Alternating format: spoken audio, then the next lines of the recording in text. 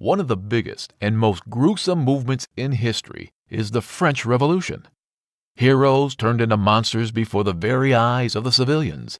Nobles turned to bodies without heads as the revolutionaries almost literally ate the rich. But the violence was not unprovoked. As you will see in this video, almost everyone in France was starved, tortured, and humiliated for more than decades, all at the hands of people who soon would be the ones tortured and killed. Today we will be learning about the very beginning of the French Revolution in the latest episode of Explained. History of the French Revolution Explained, Part 1. Keep watching until the end to find out how the infamous guillotine ended up in France. Our scene is set in the Middle Ages in France. You are either one of three classes: nobility, clergy, or peasantry. In truth, clergy made up the first class, followed by nobility, and lagging behind was peasantry. So basically, it's the Pope, Jeff Bezos, or a beet farmer in modern times. The wealthy disparity was huge, to say the least. Either you were born into a king's life or a slave's.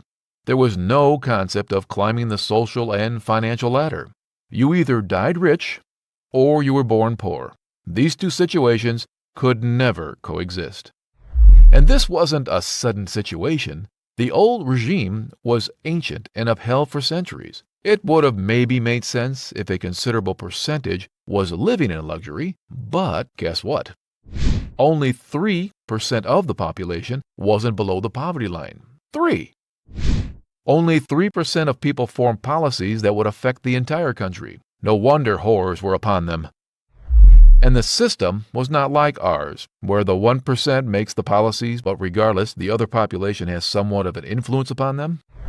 The ancient regime was uncompromising. If you weren't from the 3%, you politically didn't exist, and it made exceptions for no one. Eventually, the other 97% began to realize that this scheme seemed rather unfair. Why should kings only birth kings and peasants birth poor peasants? By the 18th century, a great political ideology called the Enlightenment formed. Philosophers emerged, notably Voltaire and Rousseau, who explained concepts of freedom and raised some questions that the people could not ignore. Why did they practically worship people who continually formed policies that drug the rest of them further into the ground? Why do they support the classes who preferred throwing out food rather than giving it to the poor? Societies and salons saw an increase in the richer of the Parisians who gathered around and debated these questions. At the same time, American colonies were economically booming as the quality of life was improving for everyone. Basically, Americans were partying until dawn, and French people were solely staying up all night because of hunger. They also saw that this change had come through war, and that it was the only way to claim their rights to life, property, and dignity. This debate continued amongst the nobles, while the poor were dying of hunger in the quite literal sense. And the injustice didn't stop in life. Let us explain. Poor criminals were executed in brutal ways, including drowning, maiming, and burning. The rich were simply decapitated, which may sound gruesome to us, but it was a fairly swift death. Yes, history is cruel. The effort to reduce injustice in death was the first part of the Enlightenment. Dr. Guillotine joined France's constituent, assembling and made a progressive effort towards introducing decapitation as a national execution method regardless of the financial status of the criminal. This is how the famous guillotine came into France. It was a prototype made in Germany and given the stamp of humanity by an assembly of surgeons. It was made the national death sentence machine in 1789. And it was a shame. You'll see that this device became the terror of the French Revolution. Even in 1789, people had started fighting for equality in life all over the country. But the tipping point came from the Palace of Versailles. That was the place where history was formed. To truly understand the nature of the revolution and what caused such an unfair economic situation, we have to go into the making of the Palace of Versailles. It was a glorious piece of architecture, formed in 1682 by King Louis XIV. To be fair, He was extravagant, but not careless. His successor was the true culprit. Louis XV had a rule marred with carelessness. He spent all of his time spoiling his multiple mistresses and only came out of the castle to plunge France into debt. He involved the country in at least 3 wars against the Austrians and the Polish. These were the ones that lasted 5, 7, and 8 years respectively. Unsurprisingly, France lost many of its borders, and the 7 Years' War almost bankrupted the whole country. The problem was that the Palace of Versailles was a shield. Anyone inside was so involved in the illusion of glory that they could not possibly think that their entire country was suffering. In addition to that, diseases like the plague kept the peasants busy for a long time. After the reign of King Louis XV came the teenage Louis XVI. No one, not even himself, had any idea he would rule.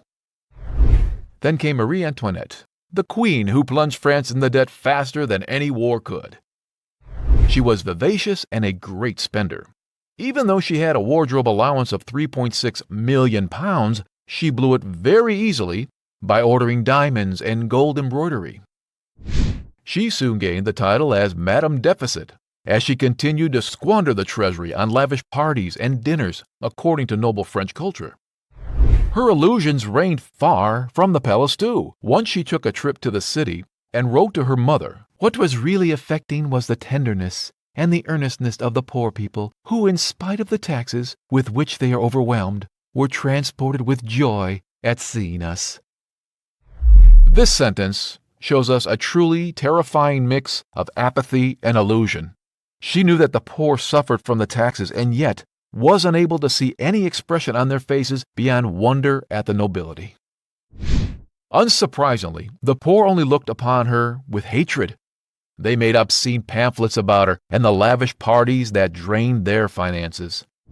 At the same time, nobles and poor alike were beginning to wonder why the king and the queen could not give them an heir. They thought it made Louis a powerless king. As their image deteriorated, Louis and Marie pledged an incredible sum of money to the American Revolutionary War. This absolutely baffled the poor. He could have fed more than 7 million of his own people with that sum promised, and yet he chose to spend it for a completely separate country who had better living conditions than France. This was one of the most sharply felt betrayals that the classes could not ignore. They would see to it that he was punished. This was the second last mistake. One more to go, and he was gone. This was the backstory of the French Revolution. It is tainted with pain, tragedy, and poor choices made by generations of rulers. What mistake do you think was King Louis's last? Comment below, and we'll pin the most accurate one. Make sure you subscribe to our channel and share it with all your friends and family so no one misses this incredible story as it unfolds in part 2 of our series. In the next episode, get ready for some sweet karma as the French Revolution suddenly blasts into place with King Louis seeing the consequences of the last mistake he ever made. Right here on Explained. Eat the rich!